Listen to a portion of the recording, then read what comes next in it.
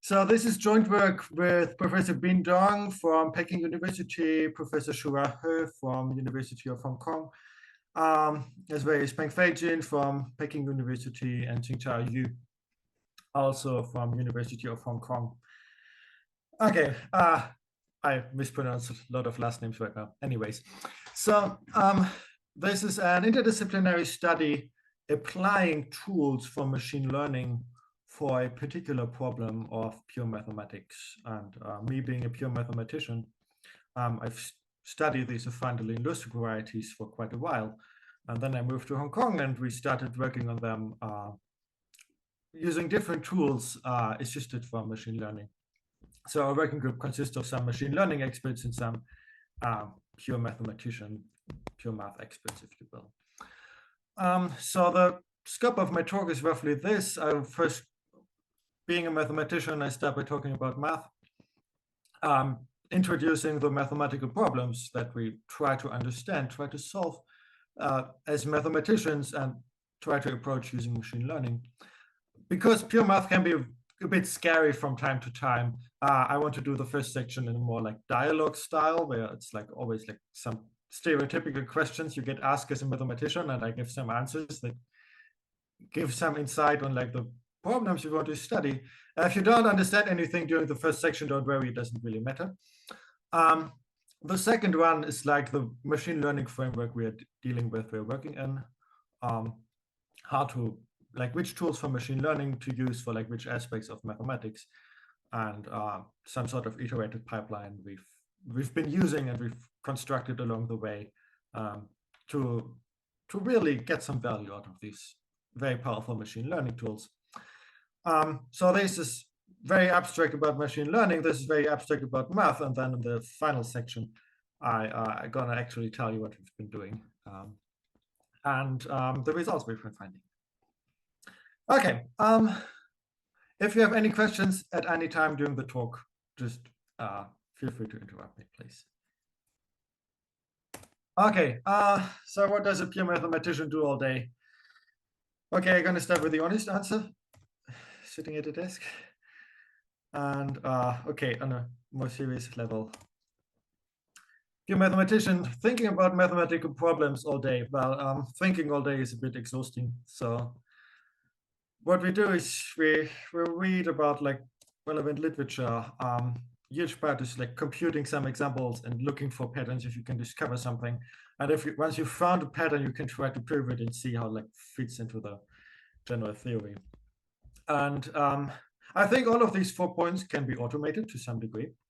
There's always like some computer aid with it. The first one is very difficult because there's no like clear defined input and output. But for the last 3 points, I think some computer tools exist. Like if you're too busy reading a really complicated paper, nowadays you could probably just ask ChatGPT to give you a summary to tell you what it's about, whether it's useful for you or not. This third point is actually what's going to be the content of my talk. And the final one would be the domain of automated proof assistance, automated theorem provers. These things also exist, but I'm going to exclude the second and the last point for today. And for the machine learning aspect, we're just trying to automate this third step, which I think is also very important. Okay, next question. So you're thinking about math all day. Is this good for anything? And I hope the stuff I'm thinking about, that I'm working about, is good for something, something called Langland's program. So what's the Langland's program about? It's about connecting to somewhat distant branches of mathematics in a particular way. One of them being number theory, like the study of prime numbers and arithmetic progressions, and like all the integers, something fairly accessible, but it like just gets super deep, right? We have this Riemann hypothesis, somehow linking it to complex analysis. And that's like all the Galler theory. So this is a very old and very huge subject of math. Representation theory is slightly younger, studying representations of certain groups and algebras and how they act on vector spaces. And Yeah, and then there's like theory of automorphic forms and so on. And it's a bit younger. It's probably slightly easier, but it's very different. And a priori, there's no reason to expect them to have anything to do, but like 100 or so years ago, like a German mathematician, Robert Langlands, found like some similarities between like certain aspects of number theory and certain aspects of representation theory, and suggested there could be like a correspondence, a Langlands correspondence. And this is something we try to search. So the dream scenario would be like this. You would have like a Langlands correspondence between these two areas. And then in each of them, you have like the common problems, like typical problems of number theory, typical problems of representation theory. The Langlands correspondence would allow you to pass like to transform a representation theoretic problem into a number theoretic problem or vice versa. And once you have like such one of these problems, you can try to solve them using the respective methods. Like number theoretic problems can be attacked using number theoretic methods. And then there's like some solutions, or if you will, some theorems, something you can brag about, something you can give talks about. And what this, but this of course doesn't always work. Like some problems can't really be solved using the methods available. And now this Langlands correspondence would, in a dream scenario, would allow you to like take a number theoretic problem, transform it into a representation theoretic problem, solve this representation theoretic problem using the methods of representation theory, and then transform it back to a number theoretic solution, a number theoretic theorem. In this way, like circumventing the shortcomings of these methods, or the other way around. Either way works. And this would be very promising for both areas of number theory and representation theory. And people actually have written some papers assuming some sort of Langlands correspondences. I mean, there are a million different flavors of them, as you can imagine. It's a bit vague. I mean, for now, it's oversimplified, but even if you go into the actual literature, there's some vaguenesses about it. But this is like the gist of what people have been trying to construct, like lots of people with varying degrees of success. Okay, so how to think about such a Langlands correspondence? So now, previous picture was oversimplified. This one is just simplified. So with slightly more details, slightly more words. There's a class of like actual geometric objects people have been constructing called Shimura varieties, some sort of algebraic varieties that are related to number theory in a certain way, like having, for example, an action of a Galois group, and understanding Galois groups is super important for number theory. And also having like some group actions, which tells you something about the representations of these groups. So these Shimura varieties could be used to link number theory and representation theory. But these things are very complicated and hard to tackle, hard to understand. And now like, there are a couple of steps in between, but you can relate these Shimura varieties to a different class of varieties that are like the main subject of my personal research, which are called affine Deligne Lusztig varieties, that you also recognize from the title of my talk. So these Shimura varieties, for the mathematicians, these are like defined over something integral, like maybe over the integers, or like integers localized at something, or some. Also, these affine Deligne Lusztig varieties are really like varieties of an algebraically closed field. So this is over something integral, this is over a field. So these are maybe more accessible, and these can be studied in much more concrete fashion. And yeah, so if we understand affine Deligne Lusztig varieties really well, we can get a better understanding of these Shimura varieties that we can use to establish a Langlands program. So much for the question of whether this is good for anything, and why we study these affine Deligne Lusztig varieties, and what they can be good for. Next question. So you must be good with numbers, right? No, I'm not. I'm not really good at numbers. I'm kind of good with these affine Deligne Lusztig varieties. That's what I study. And for numbers, I have a computer. So what are these affine Deligne-Lusztig varieties? I probably should tell you that. Okay, so here's a cooking recipe. You take a certain group. Not every group works, but there are many choices you can have. There are some adjectives I should mention, like groups being reductive, connected, or something.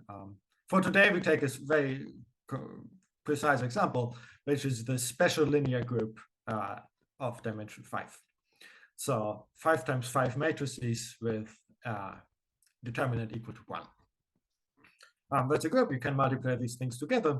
You have inverses, and it has some sort of algebraic structure of an algebraic variety, if you will. And you also have to pick an element of this group, which is called B. And for today, you're just going to take the identity matrix. Of course, I should say this group is defined by a very special field that I'm not going to tell you which field to use, but it's very important to choose the right field here. Okay. And something else, so there's a third ingredient, which is a little more complicated. Namely, you take an element of what is called the affine Y group. Now, the affine Y group of our group SL5 is a certain infinite group of matrices. These matrices must have a very special structure. Namely, in each row and each column, there's only one non-zero entry. Like, for example, this one is non-zero, and then everything else in the same row and the same column must be non-zero. Of course, the determinant must be equal to 1, so you actually need to have one of these elements. And the elements you actually have are powers of some formal variable t. So I'm not going to tell you what this t is. Think of it as like something abstract you can calculate with. Like you can multiply t to the power 4 with t to the power minus 3, because you know the result is going to be t. It doesn't. I cannot tell you what t is, but it doesn't matter for my talk. And now the key observation is that these matrices can be multiplied together, and you get a matrix of the same form. Like there's like an abstract group realization, but I think it makes most sense to think of them as like these matrices. It's like almost a subgroup of SL5. Sometimes you have determinant -1, but that doesn't matter. Okay, so these things have a fairly combinatorial structure. Like we have like some positions of these t values that matter and these t exponents. That's all that happens. Okay. And with these 3 ingredients, you can construct an affine Deligne-Lusztig variety. Okay, so the final question of my imaginary dialogue is, do you think in 4 dimensions? Something I get asked every once in a while. And no, the honest answer is I don't know.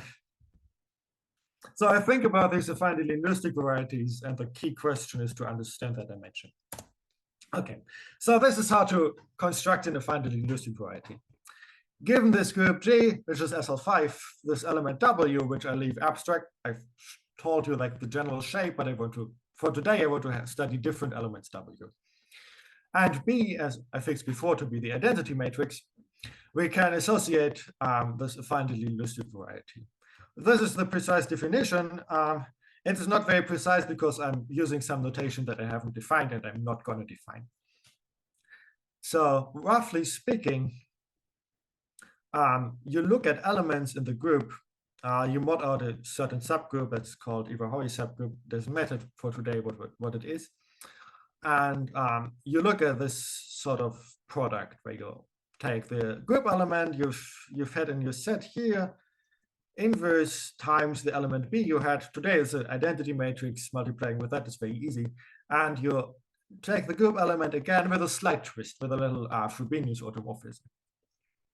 And you want this product to be in a certain subset, which is parameterized by your affine Y group element. So this I is like an Iwahori subgroup. This W is like an element of your group. So this is like a subset of your group. And this is the condition you impose. And all elements G satisfying this condition are in your affine Deligne-Lusztig variety. And it's a general theorem that these things, if they are non-empty, they have a finite dimension, a well-defined non-negative integer. And one of the key questions to understand these things is to compute the dimension.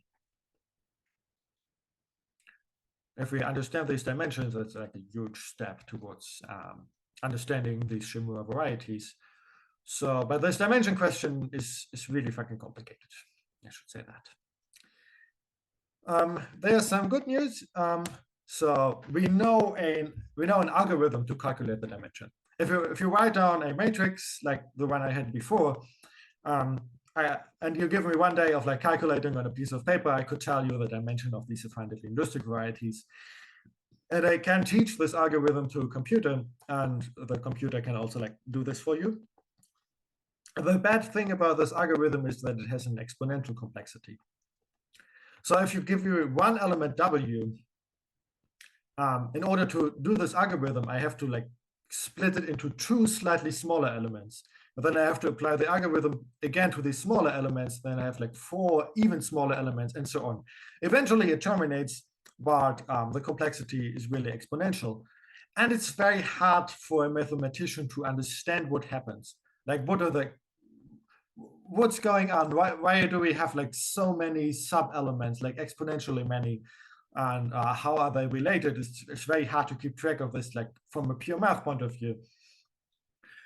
There's a certain expectation, or hope, I should say, that we could have a closed formula for this dimension that's a lot easier to evaluate rather than such an exponential algorithm.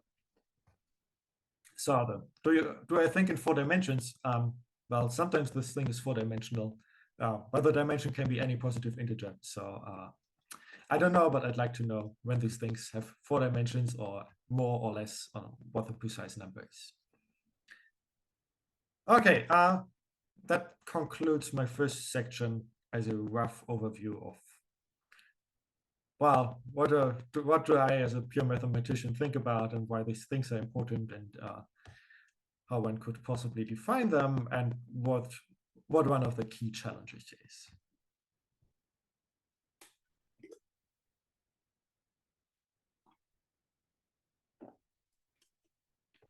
Any questions to the first part?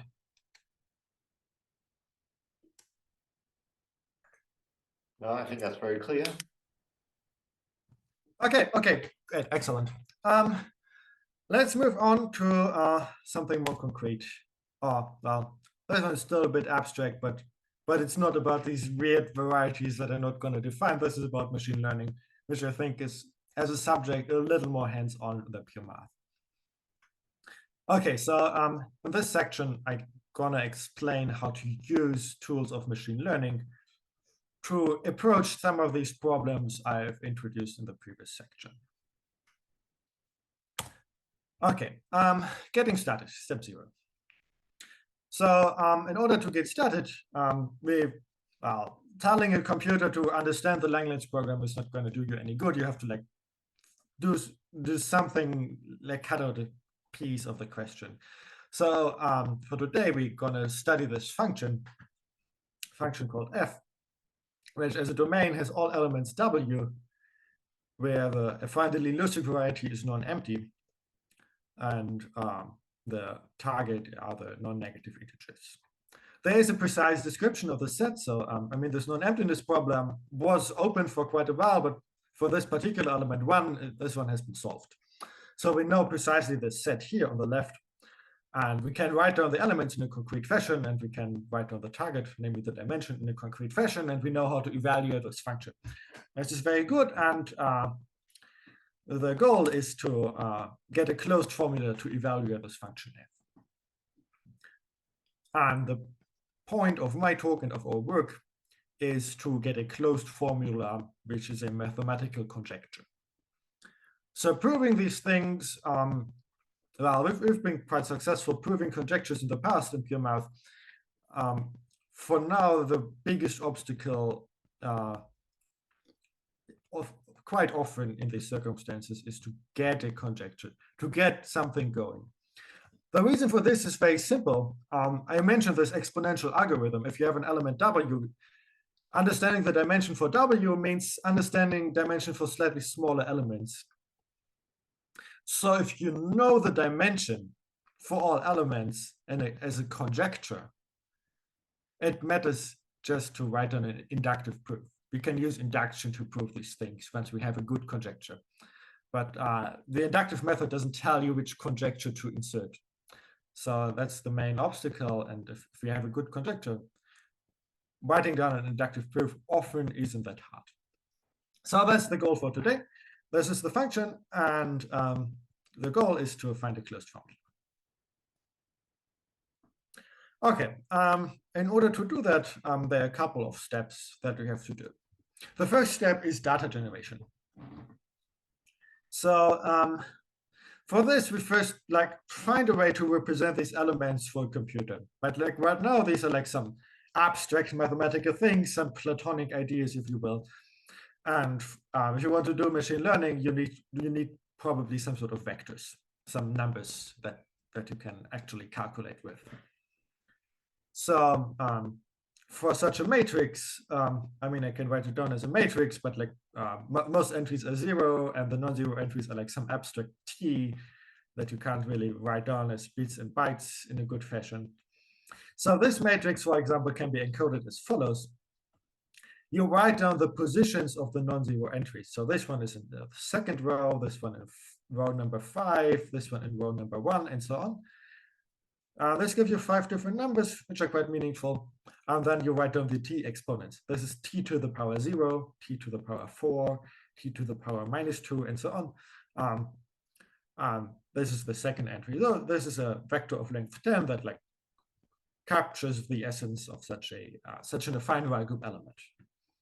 The target of our function being the non-negative integers, which is very good because we don't really have to think on how to represent that. And the next choice we have to make is choosing a suitable subset of the domain. The domain being infinite is very difficult for a computer to evaluate a function on an infinite domain. So we choose a subset on which we can calculate the function on each of these examples. On this subset, for example, you would just pick 1,000 elements randomly, well, for some sort of random distribution, and then you can evaluate the function. Keep in mind that all of these are choices, and we could make different choices, and we will have to make different choices a couple of times in order to get good results. Okay, so this is data generation. This doesn't really have anything to do with machine learning yet. This is really the domain of computer algebra. The next step is a model selection. So you choose a hypothesis class, a family of functions like f hat. These are your computer models or machine learning models indexed by some parameter m in some abstract set that parameterizes your model. And so you can choose such a class of functions, for example, the class of all linear functions, the class of all neural networks with certain architecture, the class of all decision trees, or something like that, where this m tells you the weights of your neural network or the parameters of your linear function or something like that. And you choose this hypothesis class with the hope that one of them can approximate your target function very well. So you have your target function, and you hope that one of these things in this family is very close. And well, then you have to say what close means. So you choose a loss function, which tells you how good this approximation is. You have a data set on how the function, the target function, behaves on this data set. And then you can look at the approximation function f hat m and evaluate this approximation function on the same data set and look how different they are, but how different the results are. And then you can evaluate the difference, for example, using L1 norm, L2 norm, and often you will have some regularization. So if the model has some very big parameters, that's very unlikely to be a good model. So you have some regularization on which models are better than others. In case you have for example, a tie on 2 different models having the same L1 or 2 norm. Okay, and once you do that, there's like some sort of mathematically the fact that, well, once you have like the distance function and you have a class of possible models, one of them will be very close. One of them will be the closest usually. And for finding that, you use a training procedure. So you have a data set that we chose in the first step, and quite often you split into a training and a test part. There are various ways of doing that. I mean, I'm not an expert on machine learning, so I just report on the big picture and the simplified version. And then you do some training procedure and you find a model, one of these things in our hypothesis class, such that f hat m approximate the function f on the training part of the data set. And how to find that is different depending on like the hypothesis class. For a linear model, it's very straightforward. On a neural network model, well, there's a ton of literature on how to train a neural network, or for decision trees. There are also like a bit of older literature, but it's existent. Once you have like one of these common hypothesis classes, you better hope that one of the machine learning people have found a way to like find such a model in a very good fashion. And then there are like 1,000 caveats of training. Like one of them is overfitting. So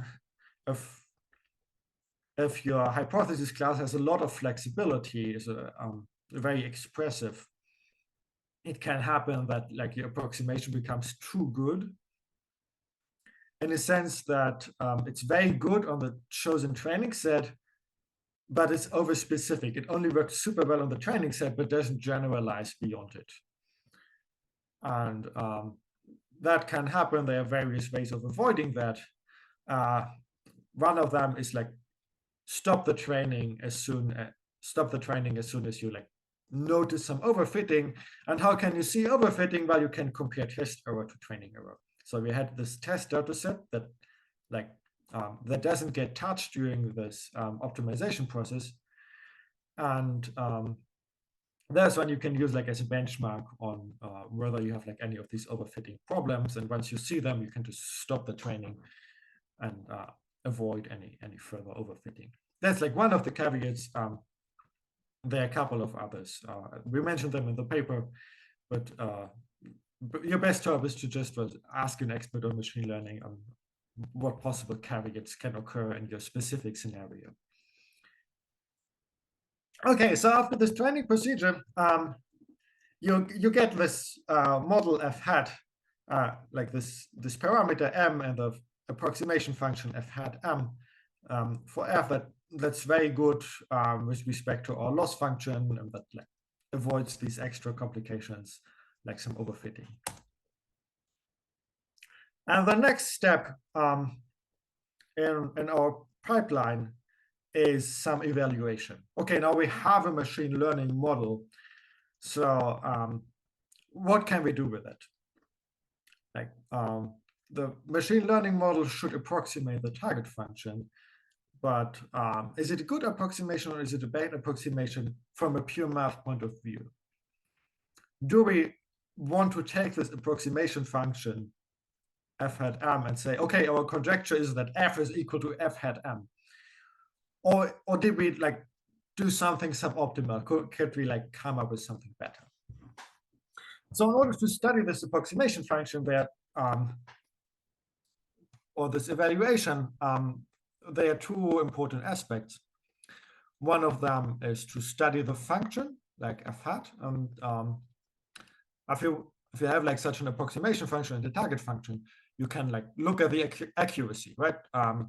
Are they equal on most parts of the training set? Are they equal on most parts of the testing set? And sometimes you have like some insight from the pure math people saying like, okay, this part of the domain was always very tricky and very difficult for us, but this part was always very easy and more accessible. And maybe this model performs very well on the easy parts and very badly on the difficult parts, or the other way around. And you can get some insight on like whether this approximation function is really good on like some aspects, or whether it's just crap at all, everywhere, or whether it's useful, or whether it's useful everywhere.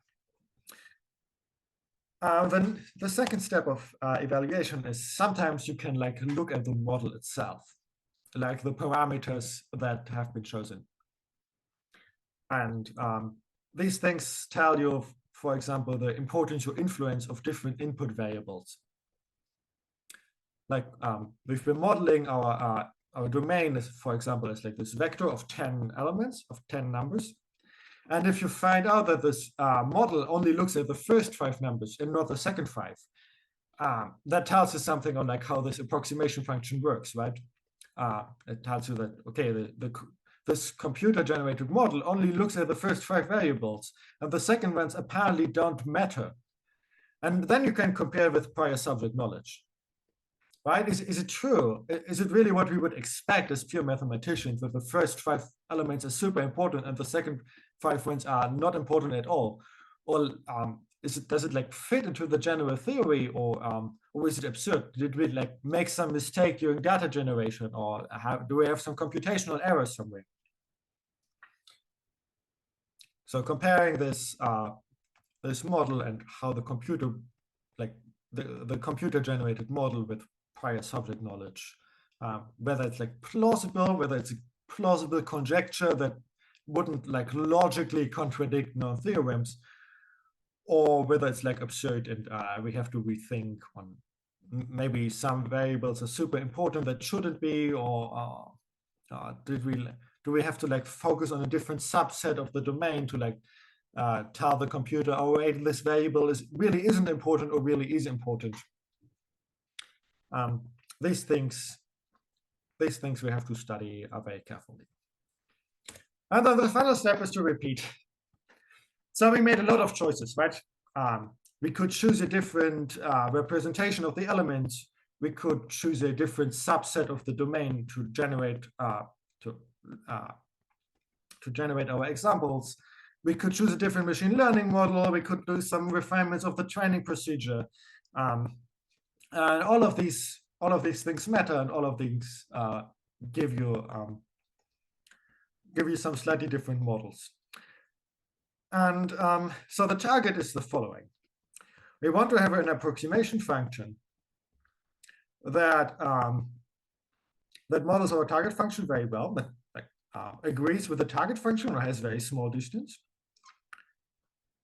that is compatible with like theoretical knowledge, like models the target function according to theory, meaning that abstract things like, for example, asymptotic behavior of the target function that is known should also be the asymptotic behavior of the approximation, for example.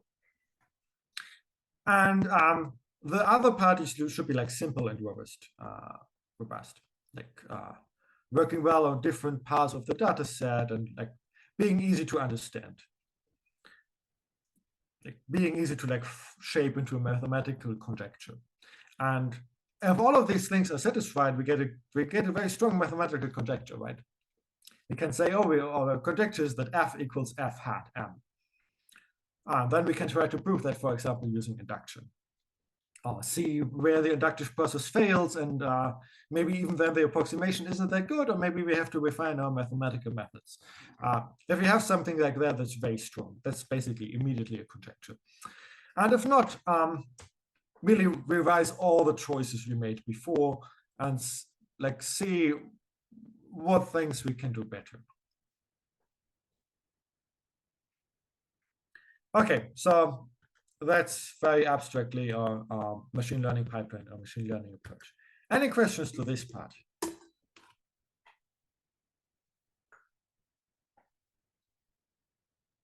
I think it's good. Thank you. Okay, so let's combine these things. Let's take machine learning, like I mentioned before, and actually like study this function, study the dimension of affine Deligne Lusztig varieties. And the first thing is to like understand how complicated can it be. Okay, so our target function takes like these matrices with some sort of computer representation and assigns them positive integers like this dimension. And our data set consists of 5,000 randomly sampled elements W. Yeah, with respect to like some restriction, I mean, there's not a uniform random distribution, but it doesn't matter. Okay, and now the question is like what, so this is data generation done very easy, but like what kind of model would make sense to use? And we just tried a different number of neural networks. So if you have a neural network, you have like these layers, like hidden layers in the middle that can be used to like model some nonlinear behavior. And we have them with like 1 hidden layer, 2 hidden layers, 3 hidden layers. And then you can make it thick. You can have like 10 inner neurons, 20, or all the way up to 40. And the observation is, like the general idea is, the more layers you have and the more neurons you have, the better you can approximate functions. The more powerful your network gets. So it kind of is expected that the average test error decreases as you go from left to right and top to bottom. But the thing we observed is that this function is essentially constant. The average test error being like around 0.5 all the time. The first thing is this is very good. Our function is integer valued. Like if you look at this matrix, guessing that the answer is 23 is far from obvious, even to me, as I've studied these things for years. But for somehow, even the simplest of these models can get the answer within 0.5. And remember, it's an integer valued function, right? If you know an integer with a distance of less than 0.5, you know the correct answer. So these things are 0.5 here is close to perfect, up to rounding. Okay, so this is very good news, and it means we probably can get even one step further. We don't really have to use neural networks. We can have a 0-layer neural network, which in other words is a linear model. This data suggests that even a linear model can probably get some very good accuracy. And remember, our target is not to like find a perfect machine learning model. For that one, you just add layers and neurons until you get an even smaller error. We want to have something that has good interpretation, that we can interpret as pure mathematicians, that we can write into like a pure math paper as a conjecture. And if you're using like activation functions everywhere and these ReLU functions, that's not going to be very appealing to pure mathematicians, or very hard to understand and also do induction with. But a linear model would of course be super good. If you have like a linear function that if this function f we have is like linear or close to linear, then that would be very easy to turn into a conjecture. Okay, that's cool. So let's construct a first linear model. We take the element W we had, and so we represented it by 12 numbers. The first 10 numbers are the ones we had before, like 5 numbers to like point out the positions of the t's in the matrix, and 5 of them to tell you the t exponents. These things already fully determine your matrix, the element W, but we added 2 more numbers that are of Lie theoretic relevance. Because the question we have is like very closely related to Lie theory. We know that as mathematicians, and in Lie theory, there are like these invariants that like occur everywhere. And it would be absolutely expected and super good if these Lie theoretic invariants would also show up in our dimension formula. So we insert them here, so maybe they can like help for the linear model.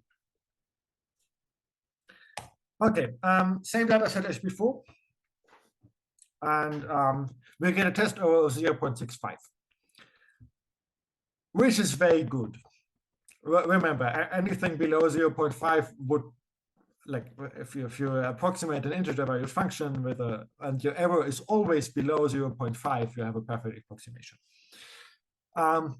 So that's kind of good, but of course, looking at the model, it's very hard to like see what's happening. Like everything seems to be like slightly relevant, but there's like no like clear picture of like one coefficient being close to an integer, for example. Then you could say, it's probably something integral happening here. All of them being like real numbers, and it's very hard to say like why such a model would get you something integer valued. Okay, we can do the same on a slightly smaller subset, which we know from pure math, that if all the t exponents are pairwise distinct, so like you don't have like the same t exponents in different places of the matrix, then we get a slightly better approximation of an error of 0.62. Interpretation is still quite hard, but this subset seems to be a little bit easier for the machine learning model. That's very good news to us, because the subset is also slightly easier for the pure mathematicians. And why is that? No, on this subset, we have better features. So now, for now on, we focus on all these W's where the t exponents are pairwise distinct, like the matrix I've shown you before. This is such an example, because like you have t to the 0, t to the 4, these are distinct, 4 distinct from -2, and so on. And once you have such a matrix, you can associate to it two different permutations. One permutation is just the positions of the t's, or the t to the 0. So this permutation 2, 5, 1, 3, 4, every number occurs exactly once. So it's just numbers 1, 2, 3, 4, 5 permuted in some way. These are the t positions. And there's a different permutation, which tells you the order of the t exponents. So the biggest t exponent here is t to the power 4, which is in the second position. The next one is t to the power 1, which is on the fourth position. Next one is t to the power 0 on the first position, and so on. And these are two permutations that, for some other Lie theoretic reasons, are called x, y, and y. So like x is a permutation that's like this one times this one inverse. And these x and y have some Lie theoretic interpretation of ensemble Hartit's building. We know these numbers very well, and these permutations very well. And if they were to occur in the model, that would be very good. Okay, and while we are doing Lie theory, each of these x and y can be represented not just as numbers. Representing them as numbers is very difficult for a machine learning model, because these are not really to be thought of as real numbers. These are basically placeholders to tell you a permutation of like 5 things. If you have like 5 bolts, how can you permute them? And then the fact that like 2 lies between 4 and 1 doesn't really matter for the permutation approach. But if this were to be your vector, that would be very hard to like fit into a linear model. So we modeled them by a thing called inversion set, which consists of 10 numbers, each of them being 0 or 1, telling you like how these things are permuted, which is on the if like 1 is less than 2, but the image of 1 is less than the image of 2, that's an inversion. And these inversions tell you a lot about these permutations from a Lie theoretic point of view, which is like the way how we want to understand dimensions. So these are 10 numbers for each of these x and y, and we also have the length, which is another Lie theoretic invariant. The test error gets slightly worse. Before we had 0.62, now we have 0.65. But the model interpretability is a lot better.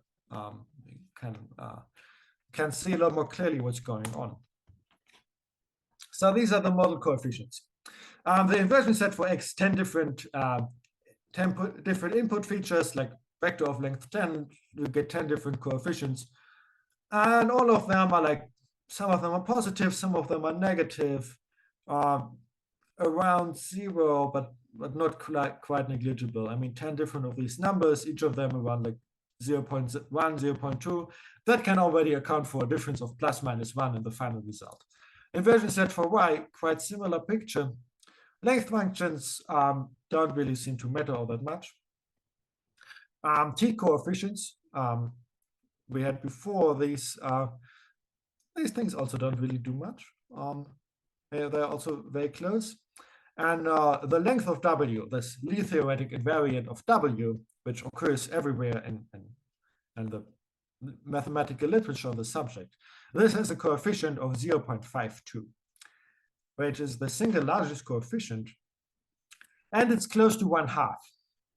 And getting 1/2 here is quite nice. I mean, of course, we want to have an approximation function in the end that takes integer values. This one already takes half integer values. That's quite something.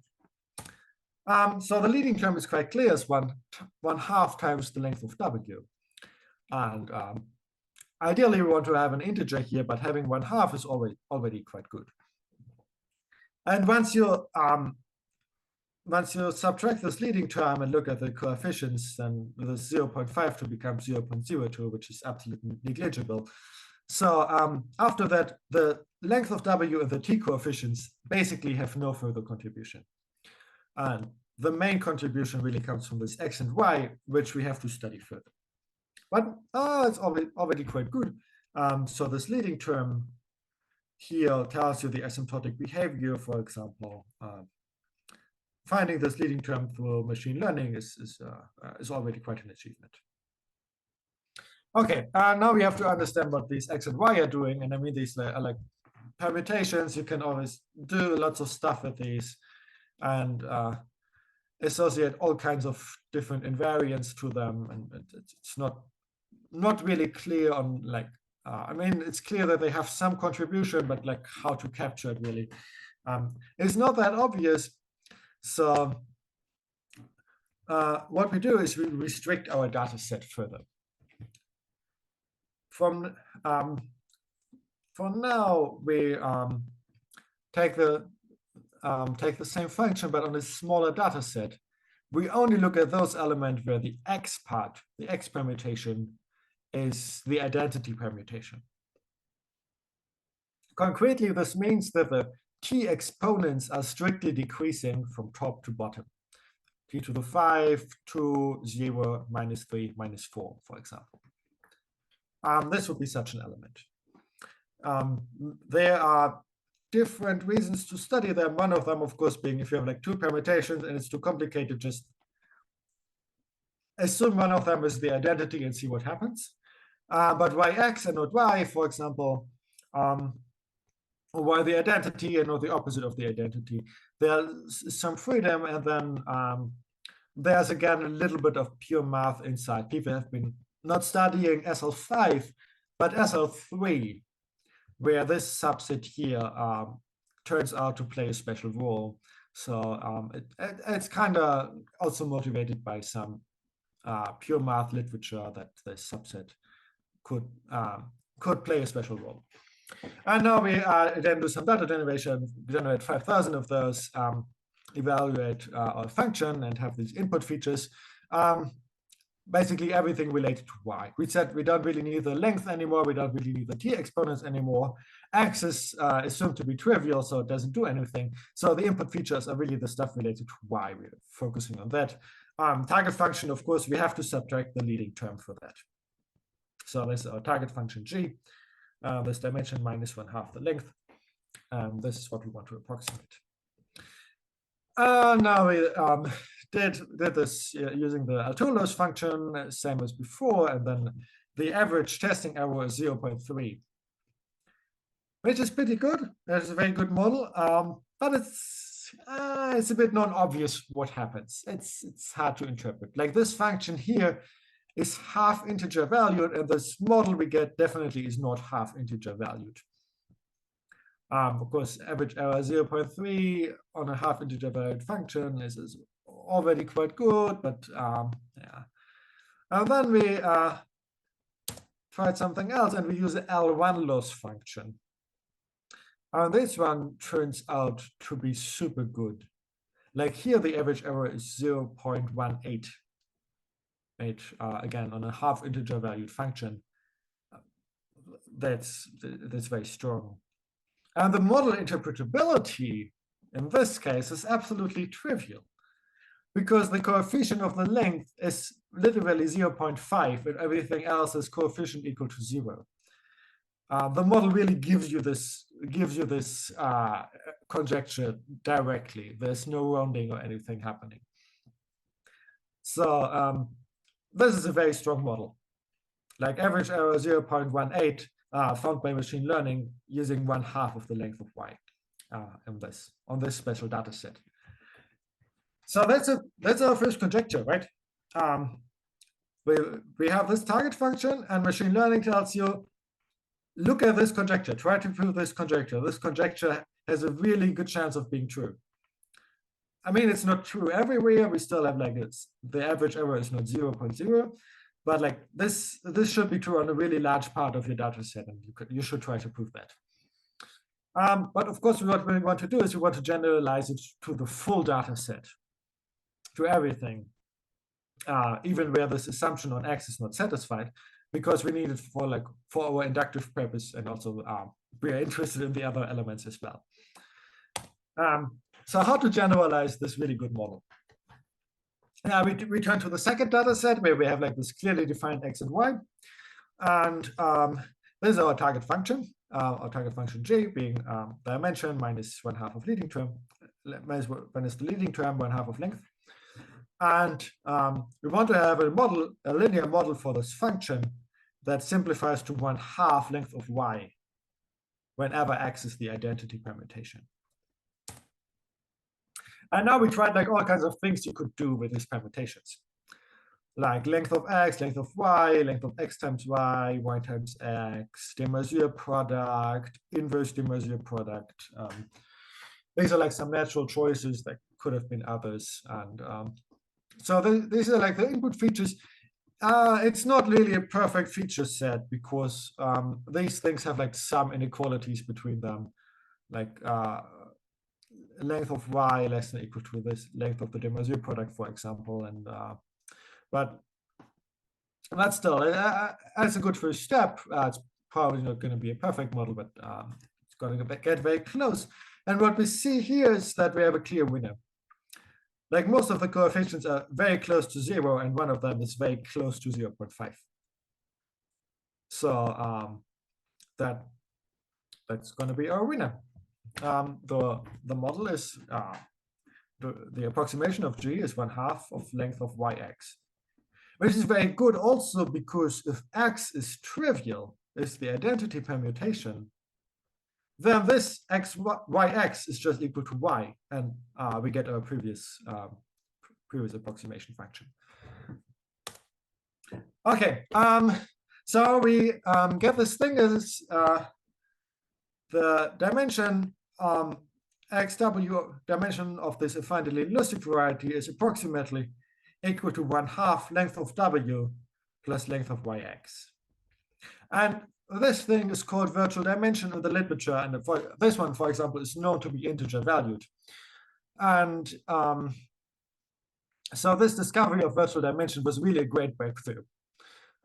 It's hard to pinpoint a precise date. Like first people have only studied for like SL3, and then they did SL4, and then they did like split groups, and incrementally adding even more and more classes of examples where this virtual dimension is well defined. And our machine learning method, I claim, could have found this formula easily. By the time we've been writing this paper, this virtual dimension formula was long known. Was known for a long time ago. We knew what we had to search for, but I wanted to tell a story of we didn't need this prior knowledge. Like during our machine learning pipeline, it would have been possible to discover virtual dimension really from first principles. And there are more things like it's not really a full story, like what happens if you don't have the identity matrix here, what happens if the group is not SL5, but rather something more complicated.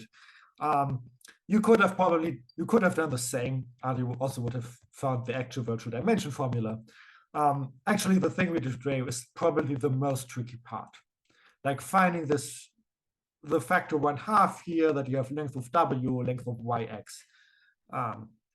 This is a bit surprising, even today for the experts. It's not really clear where this 1/2 comes from. But machine learning, you can just do the procedure and gather this is a very strong approximation. It's not equal to dimension everywhere, but it's equal to dimension on a very large subset of the domain of it's true for many w. And if you analyze the data more carefully, you get very precise mathematical conjectures. So there's some theorems of our co-author Xuhua, proving that it's always true that the actual dimension, is bounded from above by the virtual dimension. And there holds equality. I have an equality for b equals 1, the thing we've been studying today, and most elements w for a very precise condition. And if you were to analyze the data, you would immediately get these two things as a conjecture. And then there's a later paper showing that you have dimension equal to virtual dimension for most pairs w and b.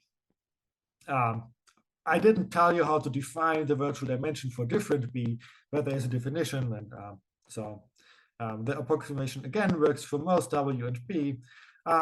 This is a conjecture you could have found using machine learning, probably with a very similar setup.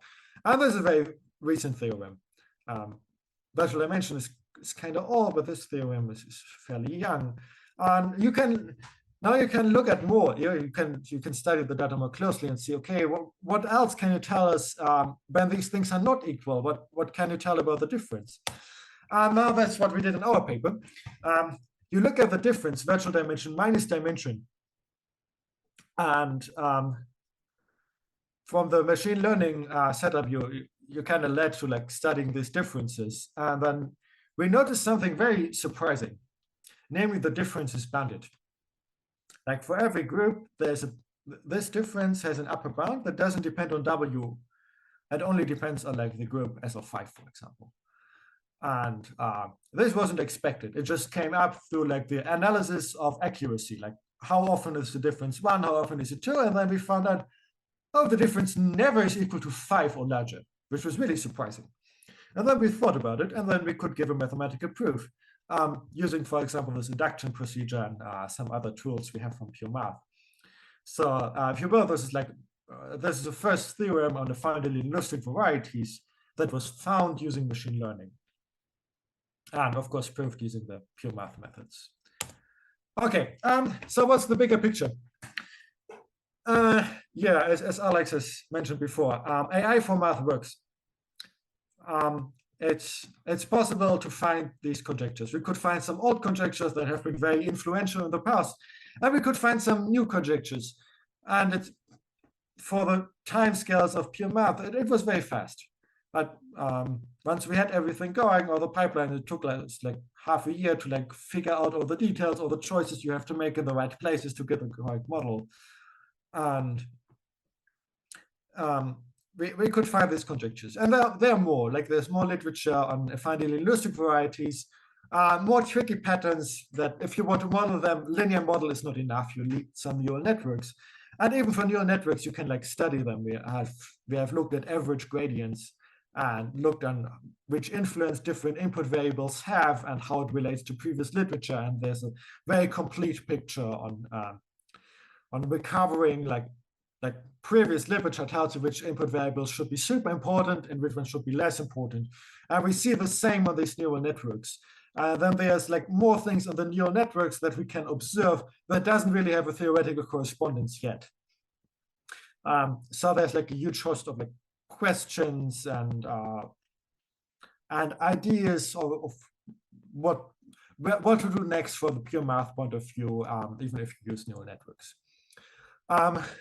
Second point is our problem is maybe not the most typical machine learning problem, right? If you open up a machine learning textbook, affine Deligne Lusztig varieties are not going to be your first example, right? They have like an integer valued function that we want to like model by something smooth, by something linear.